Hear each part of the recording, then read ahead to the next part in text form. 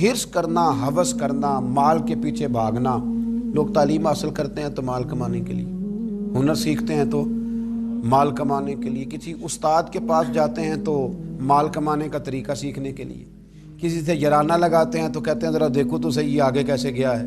جب مطمع نظر ہی مال ہو، جب توجہ ہی ساری مال کی طرف ہو، جب دولت ہی ہر چیز کا لوگ حاصل سمجھ لیں اور مقصود اور مدعائی دولت کو بنا لیں، تو پھر انسانوں میں کمزوریاں پیدا ہوتی ہیں، روحانی قوتیں ختم ہوتی ہیں، پھر انسانوں کے اندر شوق، ذوق اور وہ ساری چیزیں کمزور پڑتی ہیں. میرے نبی کریم، پھر پڑھیے، خوش ہو کے پڑھیے، نبی کریم صلی اللہ تعالیٰ علیہ وآلہ وسلم نے نا ہمیں یہ سکھایا ہے، بتلایا ہے کہ قناعت کرو، تھوڑے پر راضی رہنا سیکھو.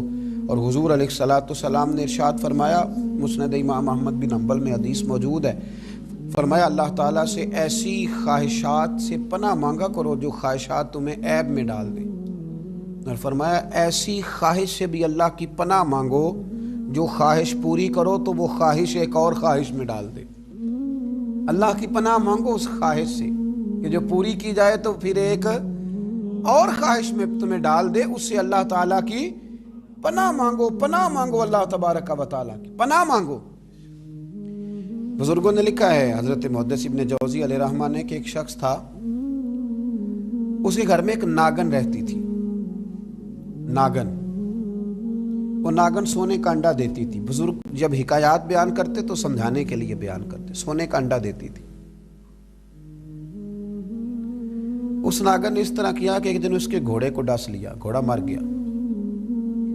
گھر والوں نے شکایت کری کہ اس کو مار دینا چاہیے، گھوڑا آج اس کے ڈسنے سے مر گیا، یہ ناگن ہے، سونے کا انڈا تو دے گی لیکن ڈسے گی بھی ضرور، یہ ناگن ہے، انڈا سونے کا دے گی پر ڈسنا اس کی فطرت ہے، یہ ڈسے گی بھی.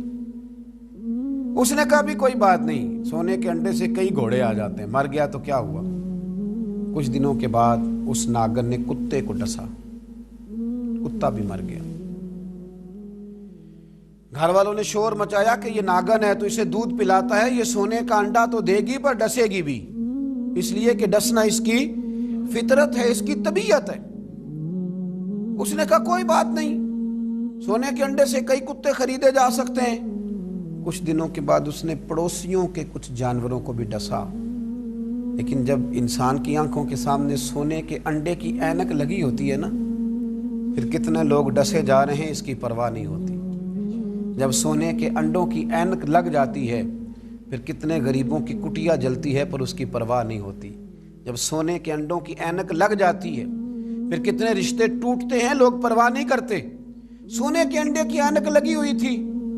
پھر ایک وقت ایسا بھی آیا کہ اس شخص کا ایک ہی جوان بیٹا تھا، ایک ہی بیٹا، جس کی طرف دیکھ دیکھ کے ماں باپ جیتے تھے، جو ان کی آرزوؤں کی امیدوں کا مسکن تھا، جو ان کی آنکھوں کی ٹھنڈک تھا، روشنی تھا.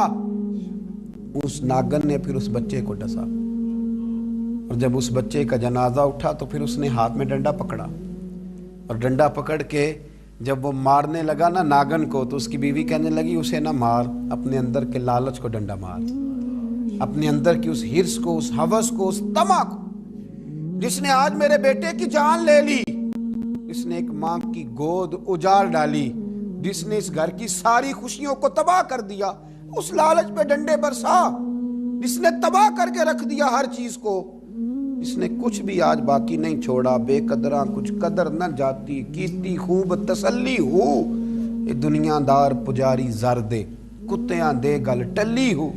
میرے نبی کریم علیہ السلام نے فرمایا دنیا کا مال مردار ہے اور طلب کرنے والے کتے. مردار مال کو طلب کر رہے ہیں.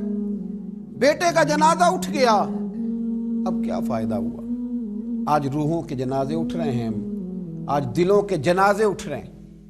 آج تن کے اجلے لوگوں کے من کے اندر کچھ بھی موجود نہیں. مردہ روحیں، مردہ دل، مردہ خیالات. ہر چیز مائنس کر کے جو چیز پیچھے بچی ہے وہ صرف دولت ہے. ہر چیز مائنس کر کے ہمارے پاس جو پیچھے بچی ہیں وہ جائیدادیں ہیں. ہر چیز مائنس کر کے جو ہم نے بچایا ہے وہ دنیا کا مال ہے. باقی ہر چیز تباہ ہو گئی۔ بھائی کے ساتھ جھگڑا چل گیا ہے، چونکہ ایک 4 مرلے کے پلاٹ کا معاملہ تھا۔ والد کے ساتھ تنازع چل گیا ہے، چونکہ اس نے ہمیں حصہ کم دیا تھا۔ اماں کے ساتھ جھگڑا ہے، کیونکہ وہ بڑے بھائی کی جائیداد زیادہ دینے کے حق میں ہے۔ ہمارا اپنے دوستوں یاروں کے ساتھ جو رشتہ ہے وہ لالچ کا ہے۔ ہم نے ہر جگہ حرص کا بازار گرم کیا ہے۔ طمع، لالچ، یہ ساری چیزیں اس تیزی کے ساتھ لوگوں نے اوڑھی ہیں کہ ہر طرف دولت کا بازار گرم ہے۔ یہ جو سڑک پہ جا رہے ہیں، کچھ پیسے لینے جا رہے ہیں، کچھ لے کر کے واپس آ رہے ہیں، کچھ مزدوری کرنے جا رہے ہیں، کچھ مزدوری ڈھونڈنے جا رہے ہیں۔ دولت ہی دولت کا ہر طرف انبار لگ گیا ہے۔ یوں محسوس ہوتا ہے کہ جیسے اب جو کسی سے سلام لیتا ہے تو وہ بھی پہلے سوچتا ہے کہ مجھے میسر کیا آئے گا۔ حضرت موسیٰ کلیم اللہ علی نبینا علیہ الصلاۃ والسلام، حضرت موسیٰ کلیم اللہ علیہ الصلاۃ والسلام کے زمانے میں ایک شخص تھا جو مستجاب الدعوات تھا۔ قوم جبارین کے پاس رہنے والا وہ شخص بلعم بن باورا اس کا نام تھا، مستجاب الدعوات تھا۔ اللہ نے اسے یہ درجہ عطا کیا تھا کہ جو دعا کرتا تھا رب اس کی قبول فرما لیتا تھا، اس کی دعائیں مقبول ہوتی تھی۔ اتنا اللہ کریم نے اسے نوازا تھا۔ جب حضرت موسیٰ علیہ السلام بنی اسرائیل کو لے کر اس قوم کی طرف گئے نا جہاد کرنے کے لیے، تو بلعم بن باورا پہاڑ پر عبادت کرتا تھا۔ بہت سارے لوگ اس کی عقیدت مند تھے، بہت سارے لوگ اس سے محبت کرتے تھے، بہت ساری جگہوں پہ وہ چاہا جاتا تھا۔ جب اس کی طرف حضرت موسیٰ اس قوم کی طرف حملہ کرنے کے لیے جا رہے تھے تو لوگوں نے اس سے کہا کہ تو اس طرح کر کے دعا کر کہ حضرت موسیٰ کی قوم رستے میں ہی تباہ ہو جائے معاذ اللہ، کیونکہ تیری دعائیں قبول ہوتی ہیں، تو یہ دعا کر کہ رستے میں ہی وہ سب لوگ ختم ہو جائیں۔ اس نے کہا کیا بیوقوفی کرتے ہو، اللہ کے نبی کے بارے میں دعا کر دو، پیغمبر خدا کے بارے میں، حضرت موسیٰ کلیم کے بارے میں کیا بیوقوفی کرتے ہو۔ لوگوں نے مجبور کیا، اسے مجبور کیا، لیکن اس نے کہا نہیں میں نہیں یہ کام کرتا۔ لوگوں نے دلائل دیے، بالآخر کچھ لوگوں نے کہا کہ آپ استخارہ کر لیں، اگر تو آپ کی سمجھ میں یہ بات آئی تو آپ آگے لے جائیے گا، نہ آئی تو نہ لے جائیے گا۔ بلعم بن باورا نے استخارہ بھی کیا۔ استخارے میں بھی اسے حکم ہوا کہ تم نے بد دعا نہیں کرنی، تم نے حضرت موسیٰ کی قوم کے بارے میں دعائے ضرر نہیں کرنی۔ اب جب اس نے صاف ستھرا انکار کیا نا کہ بھئی میں دعا نہیں کروں گا اللہ کے پیغمبر کے بارے میں، نہ ان کی قوم کے بارے میں، تو لوگوں نے وہی حربہ استعمال کیا جو لوگ استعمال کرتے ہیں۔ ڈھیروں تحفے لے کے آ گئے، دولت لے کے آ گئے۔ اللہ تبارک و تعالیٰ جب دین کے نام پہ لوگوں کو عزت دیتا ہے تو پھر لوگ اس کو استعمال کر کے دنیا اکٹھی کرنی شروع کر دیتے، پھر لوگ اپنا بڑا نقصان کرتے ہیں، پھر اپنی روحانیت کا، اپنی تاثیر کا لوگ بڑا نقصان کرتے ہیں، پھر لفظوں کے ہیر پھیر سے دولت کمانا چاہتے ہیں۔ لیکن یاد رکھیں لفظ تاثیر سے بنتے ہیں، تلفظ سے نہیں۔ لفظ تاثیر سے بنتے ہیں، تلفظ سے نہیں۔ اہل دل آج بھی ہیں اہل زباں سے آگے، اہل دل آج بھی ہیں اہل زباں سے آگے۔ پھر لوگ سودے کرنے لگتے ہیں اپنے الفاظ کے، حروف کے۔ بہت سارے جب تحائف ملے، قائل کیے تو آمادہ ہو گیا، دولت جو سامنے آئی لالچ کر گیا۔ اس کو قرآن حکیم نے بیان کیا ہے، اس واقعے کی طرف قرآن پاک نے اشارہ فرمایا۔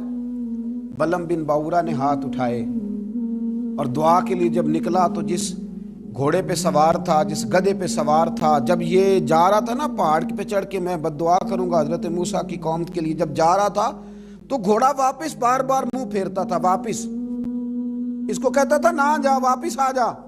یہ اس کو مارتا تھا، پہاڑ کی جان میں لے جاتا تھا۔ اللہ اکبر۔